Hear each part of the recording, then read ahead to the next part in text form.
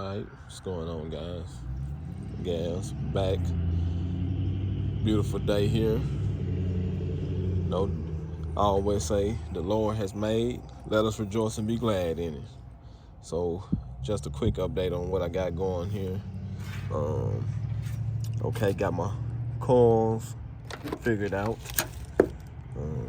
This just to see how it's going. This gonna come off this little harness. I'm gonna unwrap it, and I've seen online where they have some stuff where I can reroute it. But I like to do stuff myself. But I did notice this, and I pay attention to all my wiring. You know, just something to help you guys out on. I saw that wire that cut, but the wire still got continuity. So, but I may change it since it's open. You know, keep corrosion down. It's too close to the pin. I may just repin it, stuff like that. Go to the junkyard, get one, or buy a new one, which I may do. That's probably what I do. But you can see the little. Let me pull this off because I got tension on it. You can see that he's pulling on my wires. I just want to run it to see if it'll work. But I'm gonna probably, when I do it, I'm gonna probably run it down there to make it look better. And you can see it down there. And when I do get this figured out, I'm gonna have this connector here. Let's see, let me take this apart so you can see what I'm saying. I'm gonna have it ran to where it can connect right up under there. You can see where it meet to make it look neat. But this is what I come up with. Like I told you guys before, had to go back, do some little fabbing and stuff like that. But like I said, I had the 8-inch plate, made it to a 2.5 by 2.5, notched it out so it'll be smooth, no sharp edges. Did it on this end too. That's the reason why I really did it, because down there, like I told you guys before, it's hitting down there on the heater box. So I made it to where it wouldn't hit. You can see once it get bolted up, it's gonna be off there. You can see got plenty of clearance right there. But like I said, I took the 1/4-inch all threaded little bolt here, and made, I think that's from here, I think 10-inch long, top and bottom. But what I'm gonna do tomorrow, because it's got nylon thread in there, what I may do is take this off or cut it and flush it right there, and probably put a weld on there so this won't move. Because I noticed yesterday that it was twisting.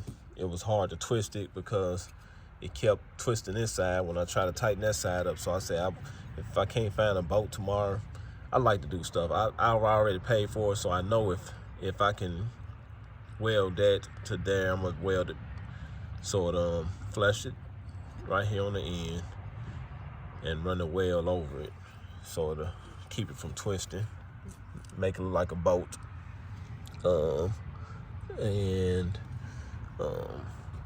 I measured these.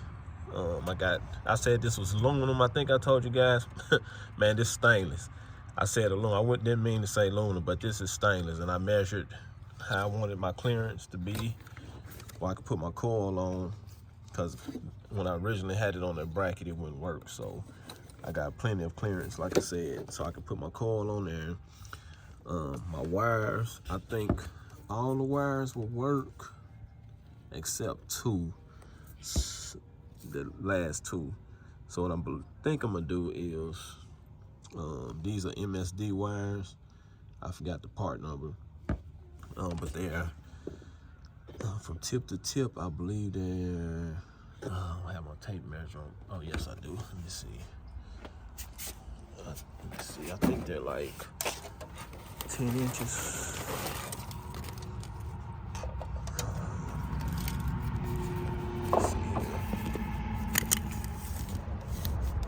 So if it was stretched out, yeah, I think it's 10 inches.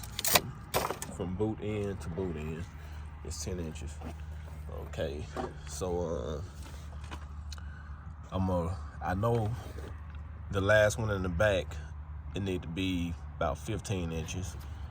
This one, I think about 12. And I'm gonna change this one because I don't want it to be tight. It'll work, but it's still gonna be tight, so I'm gonna change it. The one up here is gonna be okay. So what I'm thinking about doing is getting some wire where I can build my own, where I can cut them like I want to. I haven't did the other side yet, but they're gonna all be the same. But I used my original bracket, and you can see I cut it to where I use that bolt there and that bolt there, and I can use this bolt here, that hole right there, to where to go on that one. And this piece here, you can see how I have it faced. I have both of them facing the same direction, because if I turn this piece around, it's gonna hit the wall. So I come up with that, and I believe the stainless it's a 1/4 inch stainless. No, 5/16, no, 3/8. I'm saying that's 3/8 stainless.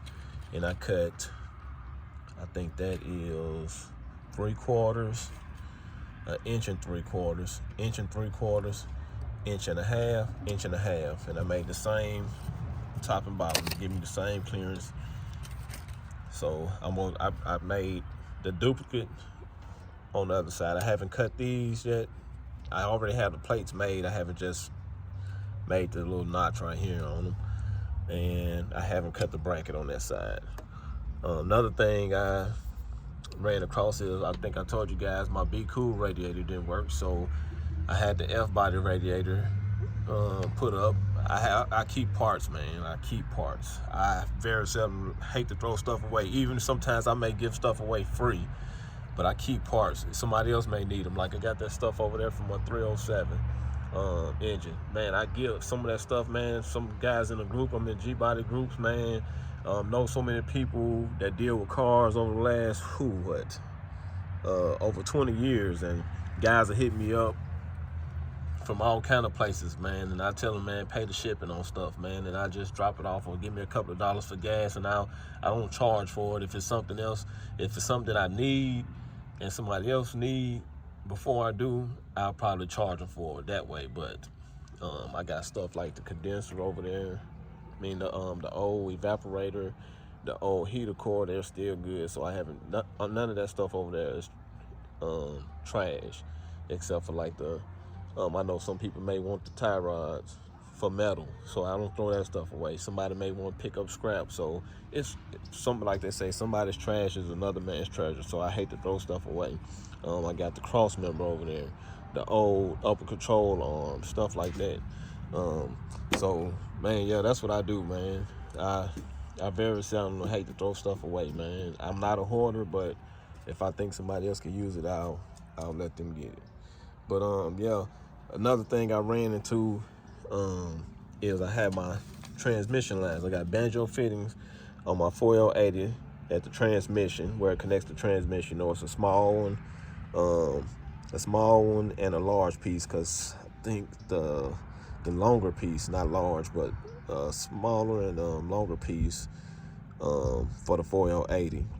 And I got banjo fittings on that, so to clear the hump on this G-body. So on my transmission, I had 6AN fittings for my Be Cool transmission. So when I had to resort to using this transmission, this is I think let's see, 1/4 inch.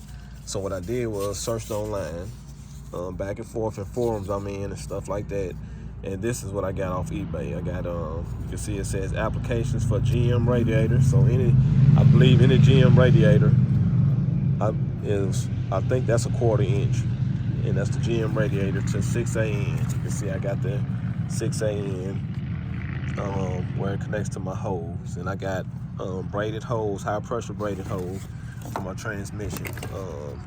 Let's see, this is part of it here, because I had it longer to go to my Be Cool radiator. It connects over there to the driver's side, so I had to shorten it to connect it over here. So you can see that's my transmission line, and I believe my oil lines is the same because I got the oil relocation, the oil filter relocation, and I believe I have the same line if I'm not mistaken. You can see here, you can see high pressure line. So like I said, I have to get 2 of those to connect, and I haven't routed them yet. I just stay loose. Yeah, you can see how loose they are, and that's the part number for that. And I got the Gbody, the F-body electric fans over there, but I'm gonna try to see how this works because I had this with my Be Cool radiator. So I'm gonna see how this turn out, see if I can get this mounted up and wire that to my harness. But man, that's it, man. That's basically it. I gotta put my cover on up here. I believe that may be it. I got my, I think I locked the door already in here. But you can see my plugs down there for my computer. I've tested every wire on that computer, on that plug, on that standalone. Now this reason why I do this, because I know how to do my own standalones, but I bought this standalone from someone else. And the wires that they have, I don't have. The lt1swap.com is down there, the paperwork. I have it printed off. You can see it down there. I printed it off in colors so I can know which pin is which and which color it is. And I did notice some issues with it, and this just to help guys out. Get your voltmeter, check the ohms, check the resistance, make sure everything is good. But I noticed I ran into a couple of things and I made notes so I'll know in the future. Is that, let's say for instance, this injector number 2. So all of them is pink. All the wires is pink on the injectors. But the injector for this color, for this particular one, the wire for this particular one has, you see, is green. That one is blue. That one is, I think, like white, and so on. But they all got a pink because pink is your hot on here, or where you get your power from. Not hot, but where you get your power from when the key switch on. But I did notice some things, like same thing here on my coils. You got all these are the same color except for one wire. You can see that all of them have pink, and I think all of them have gray and black. But it's only one wire gonna be different. And I noticed on my paperwork matching it up, because this is the LS1 engine. That's supposed to be an LS1 harness I have.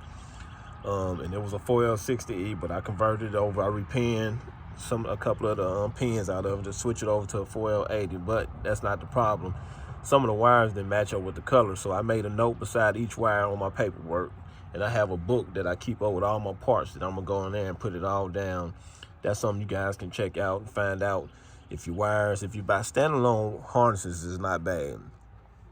I had a FiTech kit on here, and the FiTech had the screen. I think it was like, man, I think it was well over $1,100 for the whole harness, the screen, the computer, and it tunes itself, once you drive it around in the set.